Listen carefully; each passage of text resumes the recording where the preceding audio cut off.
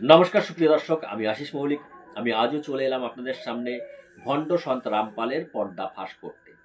কেন তাকে ভণ্ড বলছি, এতে আপনার রাগ হতে পারে। কেন রাগ হচ্ছে?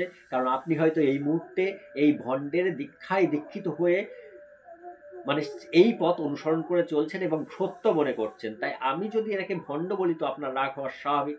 কিন্তু আমি কেন ভণ্ড বলছি, উনি যে বইগুলো লিখেছে, যে চটি বইগুলো লিখেছে, গীতা তোমার জ্ঞান অমৃত, জ্ঞান গঙ্গা, জীবনের পথ, কবির ও কৃষ্ণ ইত্যাদি নামক যে চটি বইগুলো লিখেছে, সেই বইগুলোতে উনি দাবি করেছেন ব্রহ্মা বিষ্ণু মহেশ্বর ভগবান শ্রীকৃষ্ণ কেউই পরমাত্মা নন, পরমাত্মা হলেন কবিরদেব।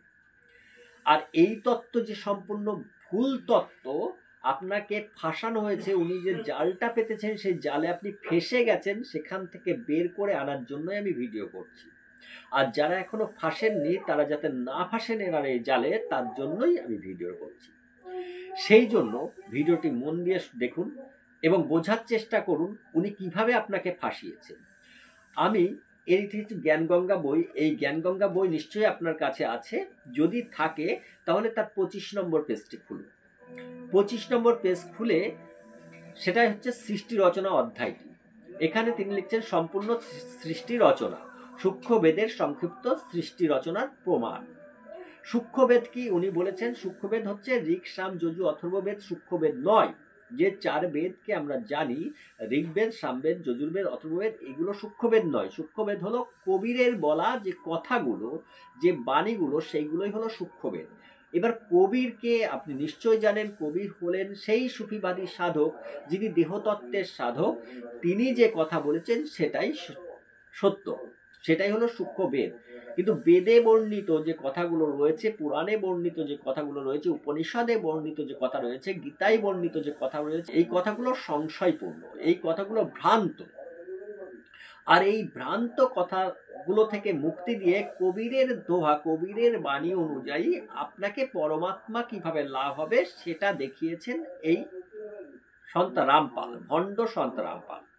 কিন্তু কবিরের যে বাণী, সেই বাণীকে বিকৃত ব্যাখ্যা করেছে।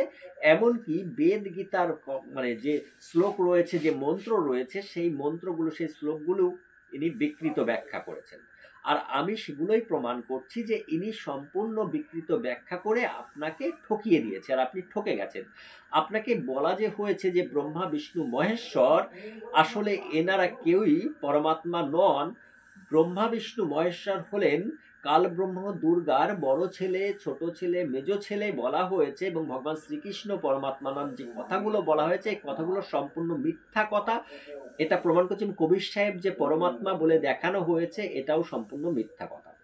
আর এই ব্রহ্মা বিষ্ণু মহেশ্বর ভগবান শ্রীকৃষ্ণ পরব্রহ্ম, ব্রহ্ম, ব্রহ্মা সবকিছু সৃষ্টি করেছেন, এই জগৎ সৃষ্টি করেছেন, ব্রহ্মাণ্ড সৃষ্টি করে, অসংখ্য ব্রহ্মাণ্ড সৃষ্টি করেছেন, সবই কবির সাহেব সৃষ্টি করেছেন।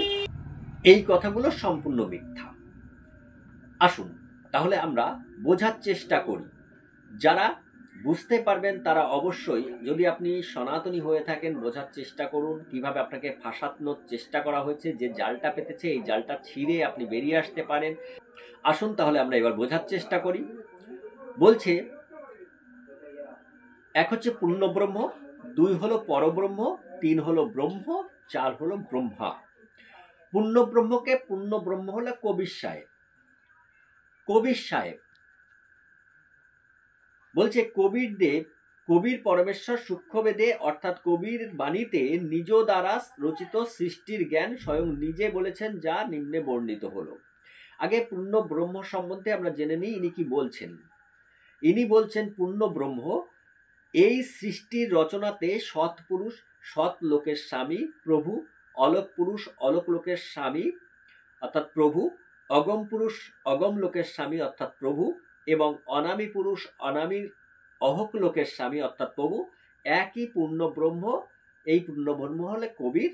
আসলে বাস্তবে তিনি অবিনাশী প্রভু, মানে কবির অবিনাশী। কিন্তু ব্রহ্মা বিষ্ণু মহেশ্বর ভগবান শ্রীকৃষ্ণ বিনাশশীল।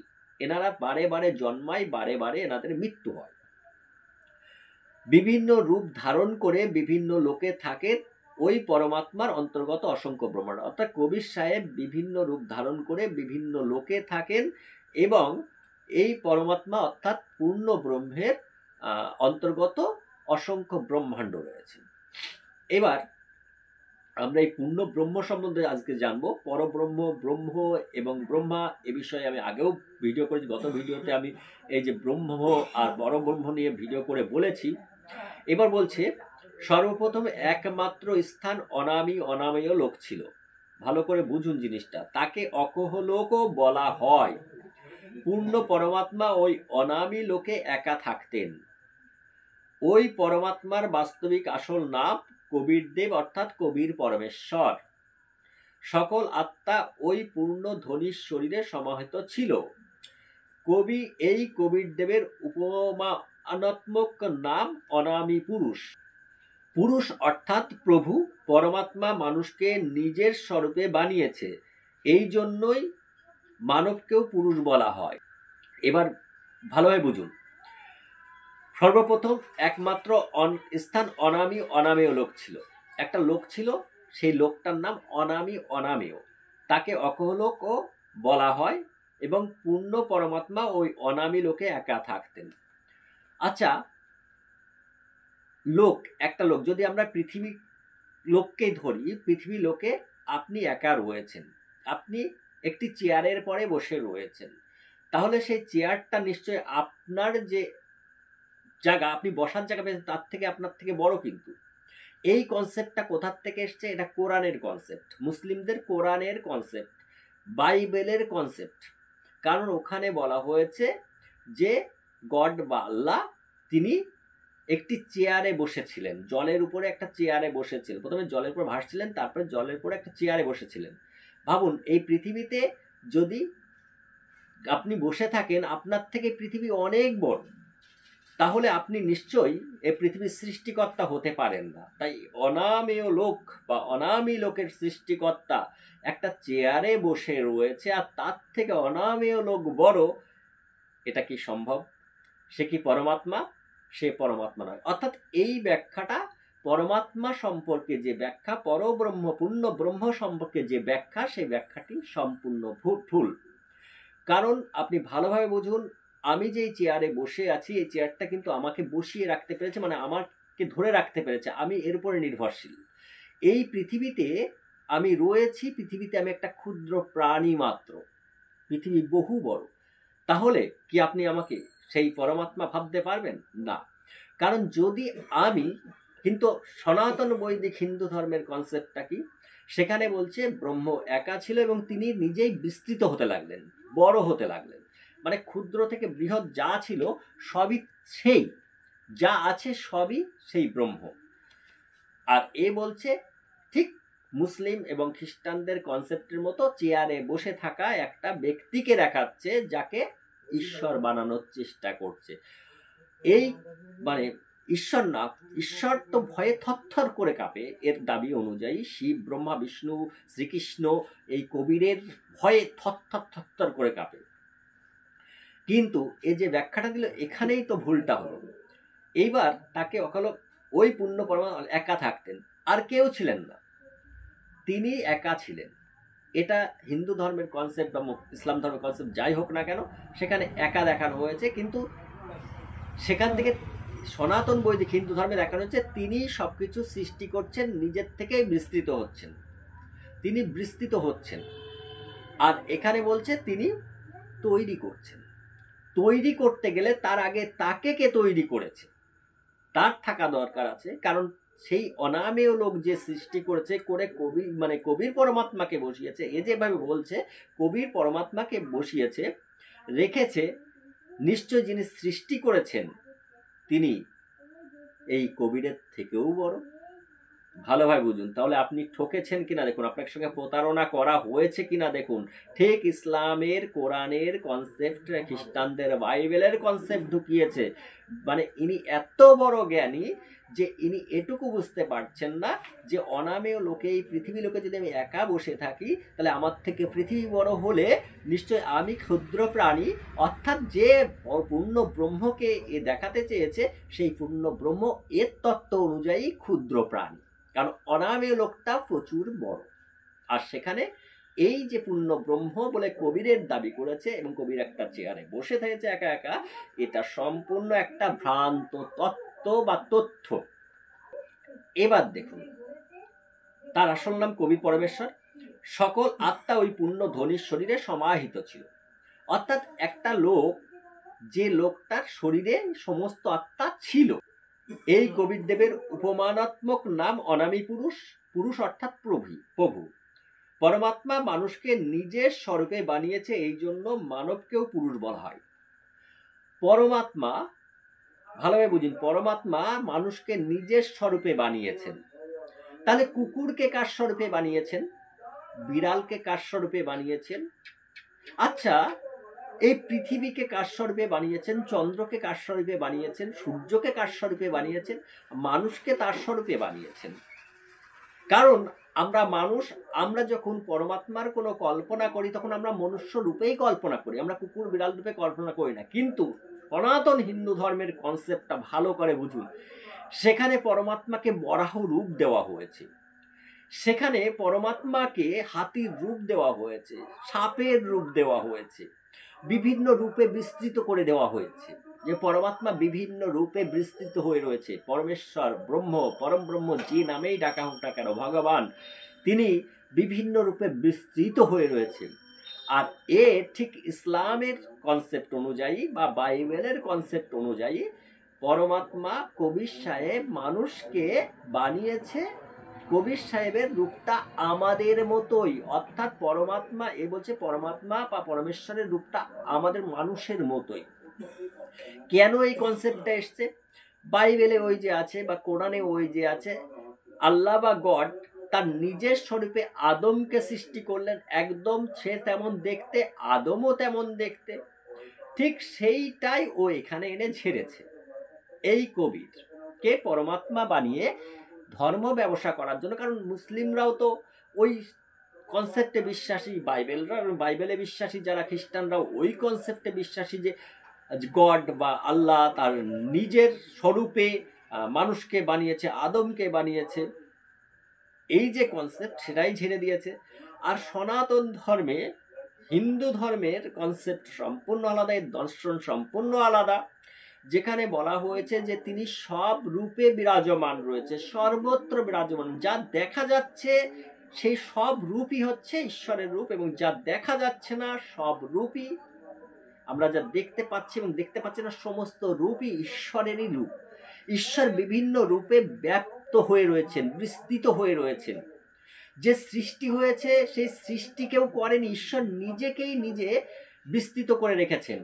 এটাই সৃষ্টি, মানে সৃষ্টিকর্তা বলে কিছু নয়, ঈশ্বর স্বয়ংই নিজেকে মানে সৃষ্টির মধ্যে রয়েছেন, ব্যাপ্ত হয়ে রয়েছেন, বিস্তৃত হয়ে রয়েছেন। মানে আলাদা কোনো সৃষ্টিকর্তা বলে কিছু নেই। এটাই হচ্ছে সনাতন ধর্মের কনসেপ্ট, যে আলাদা কোনো সৃষ্টিকর্তা সে সৃষ্টি করেছেন না। কারণ সৃষ্টি করতে গেলে, কোনো কিছু সৃষ্টি করতে গেলে সেটা হচ্ছে থাকা চাই।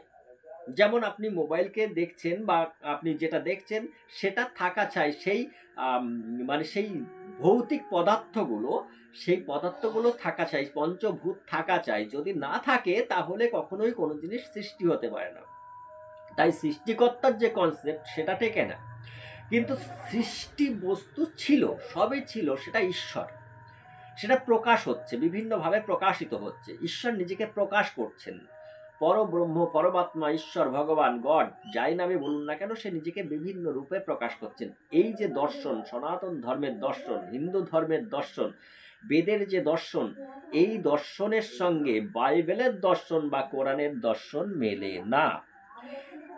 কোরআনের দর্শন বাইবেলের দর্শন মেলে না। হ্যাঁ, আমি মানি কোরআনকে বা বাইবেলকে বেদের সার অংশ হিসেবে দেখানো হয়েছে মানুষকে বোঝানোর জন্য, কিন্তু বহু স্থানেই সেই দর্শনের সঙ্গে সনাতন ধর্মের যে বিখ্যাত দর্শন, যে বিখ্যাত বিজ্ঞান, সেই বিজ্ঞানের সঙ্গে কোরআন বা বাইবেলের যে বিজ্ঞান বা দর্শন খুব সামান্য পরিমাণে মিলে তৈরি করা আছে। আমি বলছি না যে কোরআন কোনো খারাপ গ্রন্থ, কোরআন হচ্ছে আধ্যাত্মিক গ্রন্থ, বাইবেলও আধ্যাত্মিক গ্রন্থ যেখানে আত্মতত্ত্বের জ্ঞান দেওয়া আছে। কিন্তু যারা বাহ্যিকভাবে যেমন বাহ্যিকভাবে কোরআনকে ব্যক্ত করেছে, বাইবেলকে ব্যক্ত করার চেষ্টা করেছে, যে কনসেপ্টটা তুলে নিয়ে আসছে এটা হচ্ছে একটা ভ্রান্ত কনসেপ্ট, যেটা চলেই না। তাহলে আমরা এখানেই প্রমাণ করলাম যে ঈশ্বরের, সনাতন ধর্মে যে ঈশ্বরের কনসেপ্ট দেখানো হয়েছে, পূর্ণব্রহ্ম, পরব্রহ্ম বা ব্রহ্মা বা ভগবান, যে নামেই ডাকা হোক না কেন, তার যে দর্শন, তার যে কনসেপ্ট রয়েছে, আর যে কনসেপ্ট দিচ্ছে এ পুরো ভুল কনসেপ্ট দিচ্ছে। ঈশ্বরকে আমাদের মতো রূপ দেখাচ্ছে। ঈশ্বর আমাদের মতো রূপ না, ছাগলের মতো রূপ না, গরুর মতো রূপ না, তিনি নিরাকার। আগে সেটা বুঝুন। তিনি নিরাকার থেকে আকার ধারণ করছেন, এইটা হচ্ছে সনাতন ধর্মের কনসেপ্ট। তিনি নিরাকার থেকে আকার ধারণ করছেন, বিভিন্ন আকারে ব্যাপ্ত হয়ে যাচ্ছেন, পরিব্যাপ্ত হচ্ছেন বিভিন্ন আকার। শুধুমাত্র একটি মানুষের আকারে তিনি নেই। যাক, এখান থেকে নিশ্চয়ই আপনারা বুঝতে পারলেন, কারণ অনেক কিছু তারপরে লিখছে দেখুন, অনামী পুরুষের এক লোমকূপের প্রকাশ শঙ্খ সূর্যের থেকেও বেশি। ওই যে একক দশক শতক হাজার অযুত লক্ষ নিযুত কোটি অর্বুদ খরব অরব শঙ্খ পদ্ম যে গণনা রয়েছে, সেই গণনায় মানে একটা মানুষের শরীর, তো পরমাত্মার তো একটা মানুষের শরীর, আর মানুষের শরীরে যে লোমকূপগুলো থাকে, মানুষের শরীরে যে লোমকূপগুলো থাকে, সেই লোমকূপগুলোর যে একটা একটা লোমকূপের যে ছিদ্র রয়েছে, সেই ছিদ্র থেকে যে প্রকাশ হচ্ছে, মানে কবিরের যে লোমকূপের ছিদ্র থেকে প্রকাশ হচ্ছে, কবির পরমাত্মা ওখানে বসে আছে, ওই উপরে কোনো একটা জায়গায় বসে আছে, সেখানে বসে আছে, একদম মানুষের রূপেই বসে আছে, সেখান থেকে পৃথিবীতে নেমে আসে, ঠপ করে নেমে আসে, এসে কবির পরমাত্মা কোনো জায়গায়, সেটাও বলেছে যে পদ্ম ফুলের পরে, যেটা বিজ্ঞানের সঙ্গে সম্পূর্ণ বিরোধিতা রয়েছে, পদ্ম ফুলের উপরে, পদ্ম পাতার উপরে উনি রয়েছেন, জন্ম নিয়েছেন। মানে কিভাবে আপনাকে বোকা বানিয়েছে দেখুন। তারপরে দেখুন আরেকটা জিনিস দেখাচ্ছি, যে সেই লোমকূপের থেকে যে প্রকাশ হচ্ছে, সেটা শঙ্খ সূর্যের প্রকাশের থেকেও বেশি।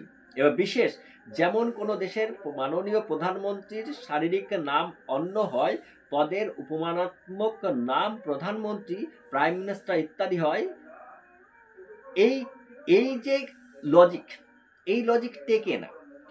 কারণ দেশের প্রধানমন্ত্রী এক এক সময় এক একজন হয়, এক এক সময় 5 বছরের একটা টার্মস দেওয়া আছে, একটা টাইম দেওয়া আছে, সেই টাইমের মধ্যে আবার ভোট হয়, আবার একজন বাজে রাজার কনসেপ্ট নিয়ে আসতো, তাও টিকতো না, কারণ রাজাও পরিবর্তন হয়। অর্থাৎ পরিবর্তন হচ্ছে না কি, কোনটার, পদের। অর্থাৎ কবিরের যে পরমাত্মা বলে উনি দেখাতে চাইছেন, সেই পরমাত্মা কনসেপ্টটা পরিবর্তন হচ্ছে না এখানে। উনি যে যুক্তি লজিক দেখাচ্ছে, কবির নামক যে মানুষটি রয়েছে, সেই মানুষটি যে পরমাত্মা নয়, তিনি তাকে পরমাত্মা সাজিয়ে বসানোর চেষ্টা করাচ্ছে যে লজিকে, সেই লজিক তারা এখানে বলছে উপমানাত্মক নাম প্রধানমন্ত্রী, প্রাইম মিনিস্টার, আর শারীরিক নাম অন্য হয়, পদের নাম, অর্থাৎ পরমাত্মা পদের নাম, আর শারীরিক নাম কবির। ভালো করে বুঝুন। তাহলে শারীরিক নামটা পরিবর্তন হচ্ছে, কারণ প্রাইম মিনিস্টার বা প্রধানমন্ত্রী পরিবর্তনশীল, রীতিমতো পরিবর্তন হচ্ছে। অর্থাৎ কবির কি পরিবর্তন হচ্ছে, বারে বারে এক কবির আর এক কবিরের জায়গায় আসছে? অর্থাৎ এই লজিক টেকে না। অনেক সময় প্রধানমন্ত্রী নিজের কাছে কিছু বিভাগ রাখেন, সেই বিভাগের কাগজপত্রের উপর হস্তক্ষেপ করার সময় ওই বিভাগের পদের নাম লেখেন। যেমন গৃহ মন্ত্রণালয়ের নথিপত্রে স্বাক্ষর করার সময় গৃহমন্ত্রী লেখেন, ওখানে ওই ব্যক্তির হস্তাক্ষর শক্তি কাজ করে। তদ্রূপ কবির পরামর্শে তেজপুঞ্জের ব্যবধান বিভিন্ন লোকে বিভিন্ন তেজপুঞ্জে পৃথক হয়। কবির বিভিন্ন লোকে বিভিন্ন নামে রয়েছেন, হ্যাঁ, যেমন গৃহমন্ত্রী, তেমন পূর্ণব্রহ্ম, পরব্রহ্ম, এই যে পদগুলো রয়েছে, এই পদগুলো বিভিন্ন জায়গায় বিভিন্ন রয়েছে। কিন্তু দেখুন এই পদগুলো কিন্তু থেকে যাচ্ছে, কেউ প্রধানমন্ত্রী হচ্ছে, কেউ গৃহমন্ত্রী হচ্ছে, কেউ স্বরাষ্ট্রমন্ত্রী হচ্ছে, কিন্তু মানুষটি কিন্তু বদলে যাচ্ছে। অতএব এই যে যুক্তিটা দেখিয়েছে, এর যুক্তি বা এই লজিক সম্পূর্ণ ফালতু লজিক, যেটাকে বলা হয়, কোনো যুক্তিই না, এটা অযৌক্তিক।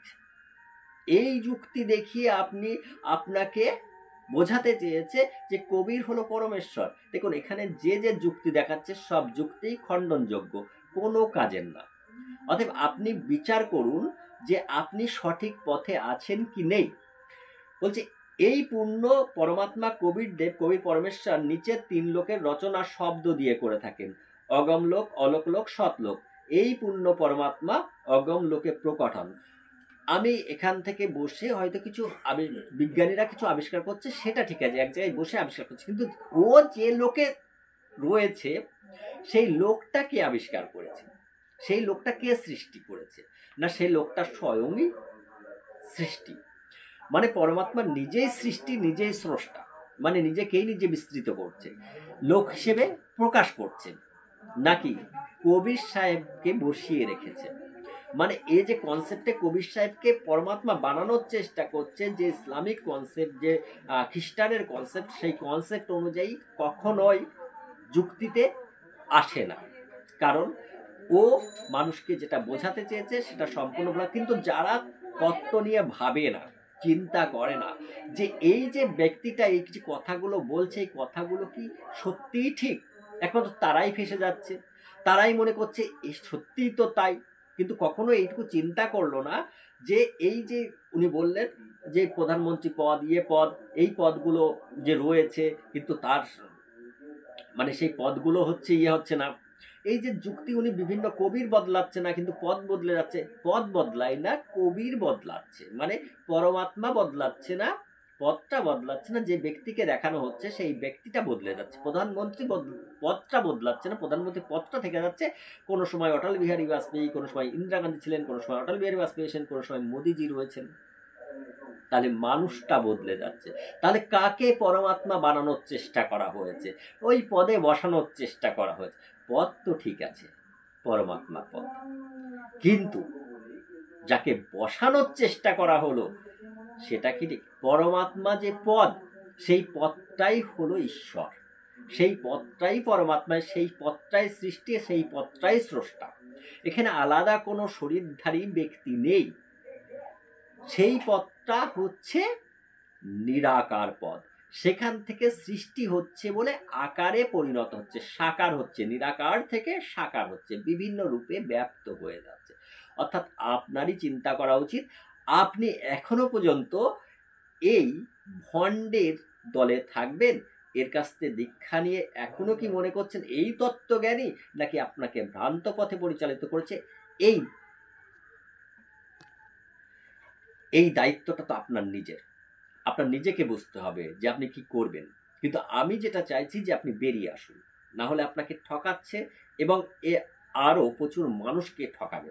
সেই জন্য প্রত্যেক সনাতনীর কাছে একটাই অনুরোধ করব, যে যদি সত্যিই মনে হয় যে মানুষটা এইভাবেই মানুষকে ঠকিয়ে যাচ্ছে, তাহলে এই ভিডিওটি প্রচুর মানুষের কাছে শেয়ার করুন, প্রচুর মানুষের কাছে পৌঁছে যাক, যাতে সেই মানুষগুলো এর জালে না ফেসে যায়, এর জালে ধরা না পড়ে, এ যাতে আর অন্য মানুষকে ফাঁসাতে না পারে, এবং যারা এই মুহূর্তে ফেসে গেছে তারাও যাতে বুঝে বেরিয়ে আসতে পারে যে এ ভণ্ড, এ সম্পূর্ণ সন্ত রামপাল সম্পূর্ণ একটা ভন্ড ব্যক্তি।